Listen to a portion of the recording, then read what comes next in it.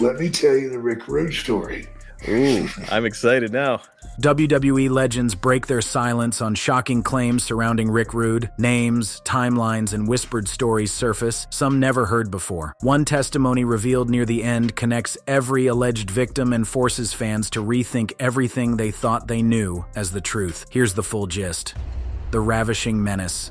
Now, before we get into the truly wild parts of this story, and trust me, they get significantly wilder than what you just heard, you need to understand something fundamental about who Rick Rude actually was. Because most people, especially casual fans who maybe caught a few clips on YouTube or watched some old pay-per-view reruns, they think of Rick Rude as that good-looking guy who used to swing his hips around and kiss women in the audience. They think of him as a character, a gimmick, a pretty boy who played a villain on television. And that right there is the single biggest misconception in the entire history of professional wrestling, because the truth, the real truth that the people who worked alongside him will tell you when the cameras are off, is that Rick Rude was legitimately one of the most feared human beings to ever walk through a locker room door. Born Richard Irwin Rude on December 7, 1958, in the small town of St. Peter, Minnesota, Rude trained under Eddie Sharkey, a Minneapolis bartender and wrestling trainer, alongside future legends like the Road Warriors. Think about that for a second. The same man who taught Hawk and Animal how to be absolute wrecking machines is the same man who shaped Rick Rude. Eddie Sharkey did not produce soft men. He produced people who walked into arenas and made other grown adults genuinely nervous. And by every single account from the people who were there during those early days, Rick Rude might have been the most naturally gifted of them all. He had a degree in physical education from Anoka Ramsey Community College. He had a body that looked like it was chiseled from solid granite. And perhaps most importantly, he had the kind of quiet, cold-blooded intensity that let everyone around him know that if things went sideways, he was not going to be the one who ended up on the losing end. Hulk Hogan himself reportedly refused to wrestle Rude, citing his brutally strong grip and his reputation for knocking people out with open-handed slaps. Let that sink in for a moment. Hulk Hogan, the biggest name in the history of the business, the man who bodied Andre the Giant in front of 90,000 screaming fans, looked at Rick Rude and said, "No thank you. That is not something that happens in the wrestling business." But that is exactly how dangerous Rick Rude was. Multiple wrestlers described him as a worst nightmare, a super strong shooter whose stiff style risked injuring anyone who stepped between those ropes with him. And the list of people who found that out the hard way reads like a who's who of professional wrestling royalty. The Ultimate Warrior, Jake the Snake Roberts, Ric Flair, Ricky Steamboat, and Sting. Every single one of these legends has a Rick Rude story that will make your jaw hit the floor. And by the time we are done here today, you are going to hear all of them. But the story we absolutely have to start with, the one that sets the tone for everything else, involves a firearm and a confrontation so outrageous it sounds like it belongs in a crime documentary, not a wrestling retrospective. In May of 1994, Rick Rude stepped into the ring against Sting at Wrestling Dontaku in the Fukuoka Dome in Japan, a co-promoted event between New Japan Pro Wrestling and WCW. He was 35 years old in the absolute prime of his career and gunning for the WCW International World Heavyweight Championship for the third time. He won the title that night after approximately 22 minutes of brutal physical competition. But what happened during that match would destroy everything he had built. The ring at the Fukuoka Dome was set up on a raised platform, a common arrangement in Japanese venues designed to give fans at floor level a better view of the action. The platform had hard, sharp edges surrounded by barricades. During the match, Sting went for a suicide dive targeting Rude on the outside. Rude caught him to break the fall, exactly as the spot was designed, but as he absorbed the impact, Rude fell backward, and his C4 and C5 vertebrae slammed directly into the sharp metal corner edge of that raised platform. The damage was catastrophic, massive trauma to the cervical spine, the kind of injury that could have left a normal person paralyzed, but Rick Rude was not a normal person. In what might be the single toughest display of willpower in wrestling history, Rude finished the match. He took additional back bumps. He completed his planned finish and won the championship. Fans had no idea they were witnessing the last full match Rick Rude would ever wrestle. The aftermath triggered lawsuits, threats, and one of the most bone-chilling confrontations in the history of the sport. Rude sued WCW and went after Sting personally, and during what should have been a straightforward deposition about a workplace injury, things escalated to a level that nobody could have predicted. Rick Rude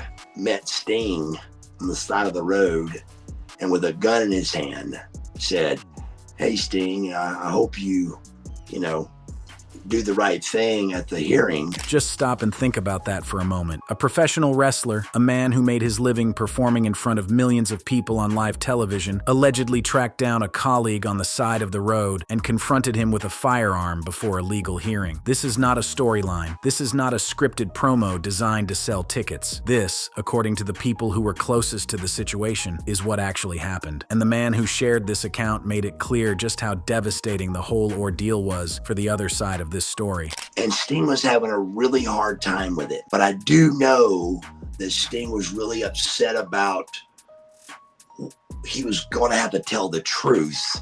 Sting, one of the most beloved figures in the history of professional wrestling, was being put in an impossible position because whatever the truth was about what happened in that ring in Japan, it was not going to help Rick Rude's case. And as that same account confirmed, and the truth wasn't good for Rick. The lawsuit was eventually settled out of court in 1997, but the damage to both men and to the relationships around them was permanent and irreversible. Now, what happened with Sting was arguably the final chapter in a very long book of people who crossed paths with Rick Rude and came out worse for it. But to truly understand why that confrontation happened, to truly understand what kind of man Rick Rude was, and why even the biggest names in wrestling were terrified of him, we need to go all the way back to the beginning. Back to a blood-soaked white couch in Georgia, and a young Rick Rude's very first lesson about just how brutal the world outside the ring could be. Jake the Snake Roberts, a man who would eventually become one of Rick Rude's most famous rivals, was there for it. According to Jake, he was living with Animal from the Road Warriors in Georgia when Animal's buddy, a young Rick Rude with a chip on his shoulder the size of a small continent, came down to try to break into the business. Jake and Animal warned him about a rough local bar, told him to watch himself around the locals, but Rude's response was pure Rude. He did not care. He was going in regardless. What happened next was a setup straight out of a crime movie. Rude met a woman at the bar, and when they were leaving together, she pointed him toward what looked like a man getting beaten up in a parking lot. She begged Rude to help, and Rick Rude, this arrogant, cocky, fearless kid who supposedly did not care about anything, actually ran toward the fight to help a complete stranger. But it was a trap. The moment Rude got involved, all three men, the two attackers and the supposed victim, turned on him simultaneously. They beat him bloody, split his eye wide open, and ripped a heavy gold chain worth about $5,000 right off his neck. Jake and Animal came home to find their white couch completely soaked red with Rude's blood. The man passed out and busted open from the attack, and as Jake himself put it. And you know,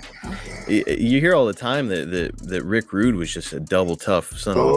Yeah, he was an animal, man. Even Jake Roberts, a man who has seen just about everything this industry has to offer, acknowledges that Rude was as tough as they come. But toughness has its limits when it is 3 against 1 with a sucker punch from behind. The thing is, it did not break him. It did not humble him. It did not make him any less dangerous or any less willing to walk into a room full of strangers and act like he owned the place. That was Jake Roberts' first meeting with Rick Rude. Blood on a white couch and a story about a 3-on-1 ambush in a parking lot. And as Jake himself hinted, things only got more intense from there. Because what happened between Rick Rude and Jake the Snake Roberts, specifically what happened involving Jake's wife, is one of the most uncomfortable, most controversial, and most talked about angles in the entire history of professional wrestling. And the real-life tension behind it was far worse than anything they ever showed on television.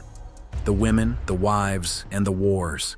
If the story of Rick Rude bleeding all over a white couch in Georgia taught us anything, it is that this man lived his life at an intensity level that most human beings simply cannot comprehend. He walked through the world with a chip on his shoulder the size of a small continent, and whether he was in a parking lot in the Deep South or in a locker room surrounded by some of the most physically imposing men on the planet, his approach never changed. He did not back down from anyone, and he did not apologize for anything. And it was precisely that attitude, that unshakable confidence bordering on reckless arrogance, that turned his professional rivalry with Jake the Snake Roberts into something that transcended the boundaries of what professional wrestling was supposed to be. You have to understand the landscape of the WWF in 1988 to fully appreciate what happened here. Rick Rude's entire gimmick was built around being the most insufferable human being on television. Every single night, in every single arena, he would stand in the middle of the ring, tell every man in the audience that they were fat, out-of-shape sweat hogs, dogs, then slowly remove his robe and flex his muscles while the women screamed and the men seethed with anger. His manager, Bobby the Brain Heenan, would select a woman from the front row, and Rude would plant a kiss on her as the crowd boiled with rage. It was disgusting, it was offensive, and it was absolutely brilliant heel work that made every single person in that building want to see someone knock his teeth out. But on the night of April 23,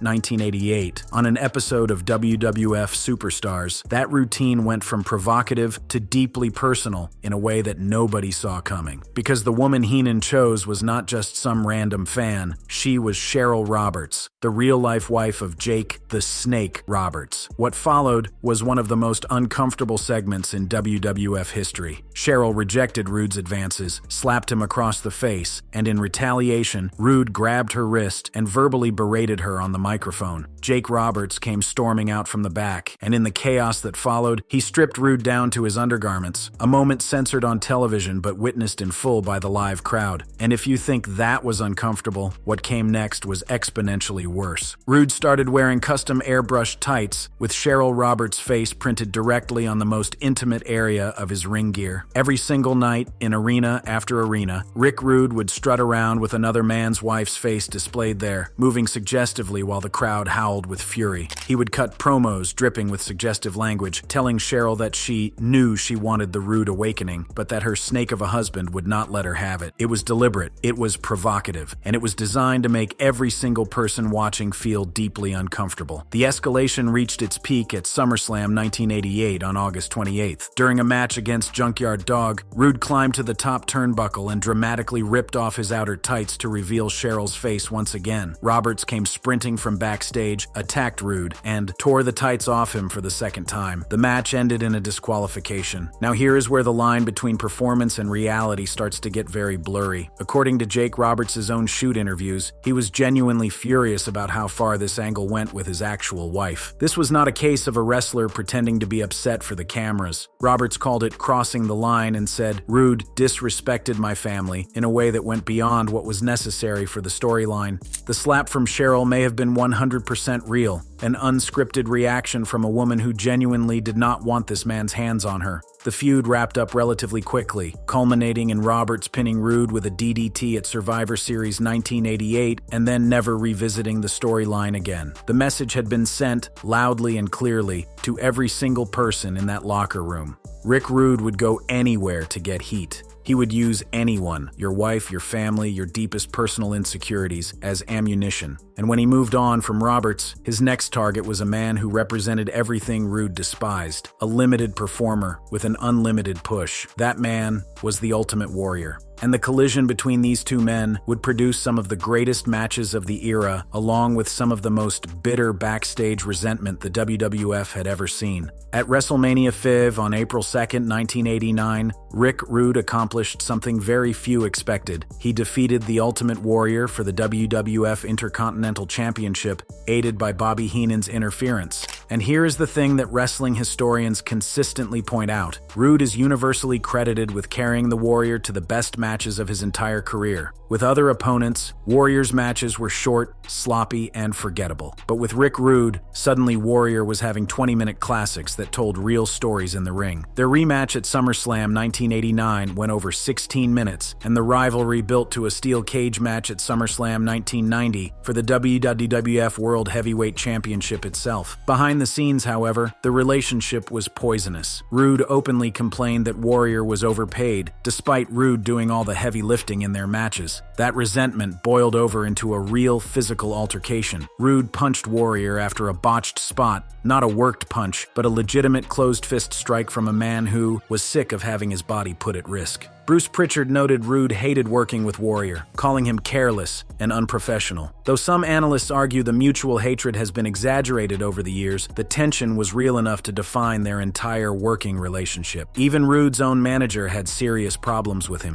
In a shoot interview, Bobby Heenan described Rude as difficult and a jerk a lot of the time, noting that Rude despised having a manager and never wanted Heenan. For a man like Heenan, one of the greatest talkers in the history of the business, being told his contributions were unwanted must have stung deeply. Contract disputes with Vince McMahon over pay and scheduling eventually led to Rude leaving the WWF in late 1990. His arrival in WCW opened the greatest in-ring chapter of his career. He debuted as the WCW Phantom at Halloween Havoc, aligned with Paul E. Dangerously's Dangerous Alliance, and defeated Sting for the WCW United States Heavyweight Championship in November 1991. His feud with Ricky Steamboat produced masterpieces. The Alliance gang attacked Steamboat, and Storyline broke his nose, and the resulting matches at Super Brawl 2 and the 30-minute Iron Man at Beach Blast 1992 showcased both men at their absolute peak. Rude's U.S. title reign lasted 14 months, one of the longest in history. Then came Ric Flair. At Fall Brawl 1993, Rude defeated Flair in a 30-minute classic using hidden brass knuckles while locked in Flair's own figure 4. Behind the scenes, Flair had placed Rude lower on cards as Booker, leading Rude to threaten to kill him at Slamboree 1994. Rumors of Rude making advances toward Flair's future ex-wife only poured gasoline on the fire. And it was in this environment, surrounded by enemies, burning bridges left and right, wrestling at a pace that was slowly destroying his body, that Rick Rude walked into the Fukuoka Dome on May 1st, 1994, for the match that would end his career. But his story did not end in that ring. What happened after, the feuds that continued, the confrontations that escalated, and the tragic final chapter of his life is a story that deserves its own telling. The last stand of a ravishing man. The thing about Rick Rude that separated him from virtually every other professional wrestler of his era, the thing that made him a legend to some and a nightmare to others, was that retirement did not soften him, not even a little bit. When that raised platform in Japan shattered his spine and took away the only thing he had ever truly excelled at, most people assumed that would be the end of the Rick Rude story, that the arrogance would fade, that the aggression would diminish, that the man who had terrorized locker rooms from coast to coast would finally mercifully settle down and accept that his fighting days were behind him. His fighting days were behind him. Those people could not have been more wrong, because the Rick Rude who emerged from that career-ending injury was, if anything, more volatile, more confrontational, and more willing to push things to the absolute edge than the man who had been wrestling full-time. The physical outlet was gone. The ring, where he had channeled all of that intensity into something productive, was no longer available to him, and that energy, that barely contained fury that had always simmered just beneath the surface of his polished exterior, needed somewhere to go. One of the men who felt that fury firsthand was Eric Watts, the son of WCW booker Bill Watts. In 1993, Rude was praising his close friend Curt Hennig in a locker room when Watts made a snarky comment questioning Hennig's abilities. The moment those words left Eric Watts' mouth, the temperature in the room dropped to absolute zero. Rude stood over Watts and launched into a verbal tirade that Watts himself described as a promo of all promos on my... He got right in his face and reportedly screamed, "Who are you? You don't know him? Curt Hennig, you piece of..." Every word was delivered with the kind of intensity usually reserved for his most heated in-ring promos, except this time there were no cameras, no referees, and no script telling him when to stop. What happened next was a legitimate backstage fight, a real amateur-style wrestling match. Watts claimed he actually got the better of Rude, slamming him on the concrete and injuring his shoulder, after Rude underestimated him and failed to throw the first punch. But some observers have called Watts' version questionable, defending Rude as legitimately tough enough to handle any man in that locker room. Either way, the incident sent a clear message through the WCW roster. You did not disrespect the people Rick Rude cared about. You did not question the ability of the men he considered his brothers. And if you were foolish enough to do either, you had better be prepared for the consequences. And this brings us to perhaps the most fascinating contradiction at the heart of the Rick Rude story. Because for all of the aggression, for all of the backstage fights and threats, there was another side to this man that rarely gets discussed. A side that the people closest to him talk about with genuine affection. I know so many stories about Rick Rude. What made him so tough? Perfect.